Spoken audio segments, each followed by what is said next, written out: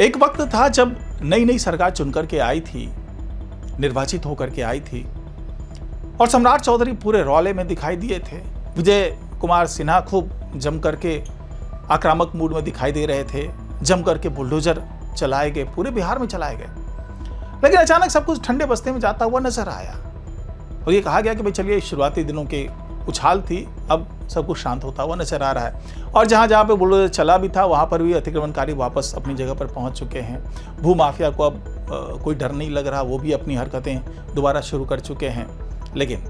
अब इसी बीच में ये आदेश आ गया है कि एक बार फिर से पूरे बिहार में अतिक्रमण विरोधी अभियान चलाया जाएगा। हालांकि कहा यह जा रहा है, चूंकि अब नेतृत्व परिवर्तन हो रहा है,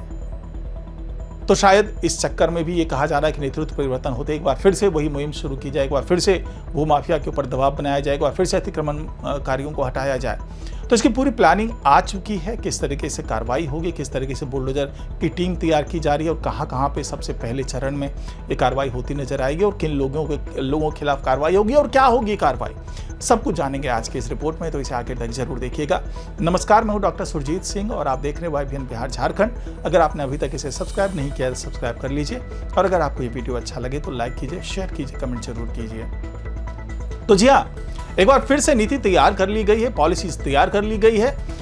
और यह साफ साफ कह दिया गया है कि अब फिर से बुलडोजर का दस्ता हर जिले में पहुंचेगा, हर जगह पहुंचेगा, हर उस जगह पर जाकर के कार्रवाई करेगा जहां पर अतिक्रमणकारी फिर से काबिज हो रहे हैं या फिर अलग से भी अतिक्रमण का वो दंश झेल रहे हैं आसपास के लोग। तो उसके लिए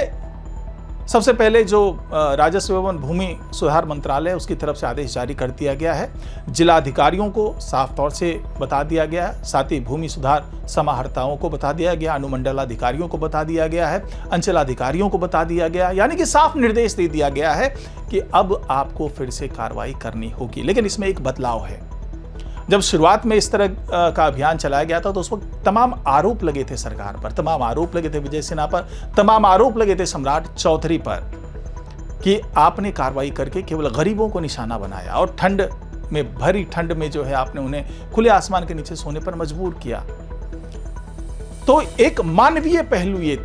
था जिसको लेकर के सरकार को घेरा गया, क्योंकि अगर कानूनी तौर से देखें तो सारा अभियान बिल्कुल सही चल रहा था और कार्रवाई भी हो रही थी। लेकिन मानवीय पहलू को देखें तो ये बात भी मानना पड़ेगा कि भाई जब ठंड का मौसम था उन दिनों जिस तरीके से नवंबर में, दिसंबर में उजाड़े गए आशियाने, गरीबों को सड़कों के किनारे सोना पड़ा, खुले आसमान के नीचे सोना पड़ा, तो मानवीय पहलू के हिसाब से ये थोड़ा सा गलत दांव हो गया और सरकार की इसमें किरकिरी भी होने लगी। लेकिन अब जबकि ठंड का मौसम बीत चुका है, गर्मी का मौसम दस्तक दे रहा है, तो ऐसी स्थिति में एक बार फिर नए सिरे से इस अभियान को चलाने की शुरुआत कर दी गई है। और जो आदेश दिया गया उसके हिसाब से अब यह तय कर दिया गया है कि कार्रवाई तो होगी ही और ये 1 अप्रैल से कार्रवाई कई जगहों पर शुरू हो भी गई है। लेकिन इसमें खास तौर से ध्यान रखा जाएगा जो मानवीय पहलू है, जो पिछले अभियान में अछूता रह गया था, इस बार उस मानवीय पहलू को बिल्कुल ध्यान देकर के चलना है। विजय कुमार सिन्हा ने साफ साफ आदेश दिया है और उनके माध्यम से जो मंत्रालय के प्रधान सचिव हैं CK अनिल, तो उन्होंने भी आदेश में ये साफ साफ कहा है कि जहां भी इस तरह का काम हो रहा है, जहां भी घर उजाड़े जाएंगे तो पहले उनको नोटिस दे करके सूचना दे दी जाए, क्योंकि ये दौर वही था जब सूचना दे दी गई थी और बीच में सारा ही जो अभियान रुका हुआ था उस दौरान सभी लोगों को सूचना दी गई थी, नोटिस दिया गया था। लेकिन इसमें यह भी ध्यान रखना है कि विस्थापन करने से पहले, यानी कि जिन लोगों के घर उजाड़े जा रहे हैं उनके पुनर्वास की व्यवस्था जरूर कीजिए, उनके रोजगार की व्यवस्था जरूर कीजिए, क्योंकि पिछले अभियान में कई तस्वीरें ऐसी आई थी जिसने लोगों को झकझोर के रख दिया था कि एक छोटा सा ठेला या छोटी सी दुकान कहीं सड़क किनारे लगा कर कोई बैठा हुआ है, उसके लिए रोजगार, उसके पूरे परिवार को चलाने का एकमात्र वही जरिया था और उस पर बुलडोजर चला दिया गया। तो उस चीज को लेकर के सरकार की काफी आलोचना भी हुई कि अगर कोई व्यक्ति, ठीक है चलिए आपकी सरकारी जमीन है, अगर वहां पर 2 वक्त की रोटी उसके माध्यम से कमा रहा था, आपने उस पर भी बुलडोजर चला दिया, अब क्या करेगा वो व्यक्ति। तो इस बात का खास ख्याल रखा जा रहा है इस बार कि अगर इस तरह की कोई व्यवस्था नजर आती है जिस पर बुलडोजर चलाया जा रहा है, तो उसको पहले रोजगार और उसके पुनर्वास की सारी व्यवस्था कराई जाए। कोई भी गरीब खुले आसमान के नीचे ना सोए, इसलिए पहले पुनर्वास की पूरी व्यवस्था हो जाए, उसके बाद बुलडोजर की कार्रवाई की जाए। तो ये आदेश दे दिया गया है अभी, और साथ ही ये भी कह दिया गया है कि जो भी भूमाफिया है उनके साथ तो पूरी सख्ती के साथ में कार्रवाई होगी। अगर उन्होंने कोई इस तरीके से अवैध कब्जा किया हुआ है तो बिल्कुल सख्ती के साथ उसको उजाड़िए, और साथ ही अगर जरूरत पड़े तो उनके घर तक बुलडोजर लेकर के जाइए, ताकि ये न कहा जाए कि सरकार जो वो केवल और केवल जो गरीब लोग हैं, जो छोटे मोटे अतिक्रमण करके अपना घर चला रहे हैं, अपनी आजीविका का साधन कर रहे हैं, केवल उनके खिलाफ कार्रवाई कर रही है। बल्कि मैसेज ये जाना चाहिए कि सरकार उन जगहों तक भी पहुंच रही है जो कद्दावर लोग हैं, रसूखदार लोग हैं, भूमाफिया हैं, धनाढ्य लोग हैं, अकूत दौलत जिनके पास है और इसी तरीके से अवैध धंधे में जुटे हुए हैं, तो उन लोगों तक भी कार्रवाई की आंच पहुंचनी चाहिए। यह खास तौर से जो आदेश जारी किया गया उसमें कह दिया गया है। अब इस आदेश की आंच में सबसे पहले जो निशाने पर है वो है जो पटना है, जो बिहार की राजधानी है, वहां पर 1 अप्रैल से 30 अप्रैल तक ये सारी कार्रवाई होती हुई नजर आएगी। उसके लिए 9 टीम गठित भी कर दिया गया है, और ये 9 टीम जो है, जो कल से कार्रवाई शुरू हुई है 1 अप्रैल से,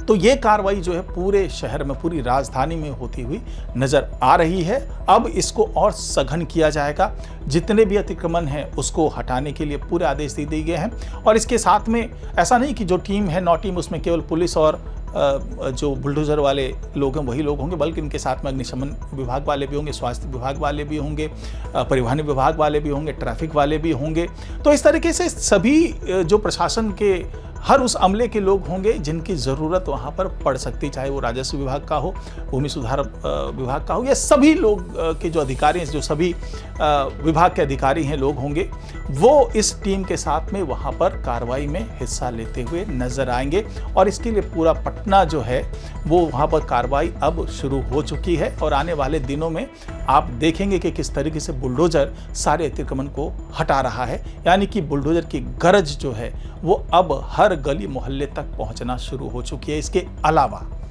जो प्रथम चरण की मैं बात कर रहा हूं, जो 7 जिले, जो सीमांचल इलाके के 7 जिले हैं, वहां पर भी कार्रवाई के आदेश दे दिए गए हैं। क्योंकि अमित शाह भी जब आए थे यहां पर तो उन्होंने भी ये कहा था कि भाई जो भी 10 किलोमीटर के दायरे में, सीमा से लगे हुए 10 किलोमीटर के दायरे में जो भी अवैध संरचना है, चाहे वो धार्मिक स्थल ही क्यों ना हो, सबको तोड़ा जाए, गुजरात मॉडल के तरीके से कार्रवाई की जाए। इस जिले में चाहे वो मधुबनी का जिला हो, सीतामढ़ी हो, चाहे वो अररिया हो, चाहे वो किशनगंज हो, चाहे वो सुपौल हो, चाहे वो कटिहार हो, और पूर्वी चंपारण, पश्चिमी चंपारण का कुछ हिस्सा है, तो ये सारे इलाके जो हैं यहाँ पर भी बुलडोजर चलता हुआ नजर आएगा, और जिसकी शुरुआत कई इलाकों में हो भी चुकी है। तो ये सारा कुछ जो है अभी प्रथम चरण के तहत में ये दिखेगा, यानी 1 अप्रैल से लेकर के 30 अप्रैल तक यहाँ पर कार्रवाई होती नजर आएगी। और साथ ही जो राजस्व एवं भूमि सुधार मंत्रालय है उसको भी अलर्ट में रखा गया है, ताकि वो तमाम जो अतिक्रमण हैं, जो उससे जुड़े दस्तावेज हैं, उसकी जांच पड़ताल करे, उसका विश्लेषण करे और संबंधित अधिकारियों तक सूचना पहुंचाए कि भाई कहां कहां पर आपको अतिक्रमण हटाने की ज़रूरत है। यानी कि पूरे सामंजस्य के साथ में जिलाधिकारी के साथ में, और जो भूमि सुधार समाहर्ता हैं उनके साथ में, चाहे वो अनुमंडलाधिकारी हों, चाहे वो अंचलाधिकारी हों, सबके साथ में एक कोऑर्डिनेशन बना करके, समन्वय बना करके सब जगह पर कार्रवाई करने के आदेश अब दे दिए गए हैं। और ये आपको बहुत जल्दी सब जगह पर होता हुआ नजर भी आएगा। तो फिलहाल आज की रिपोर्ट में इतना ही। नमस्कार।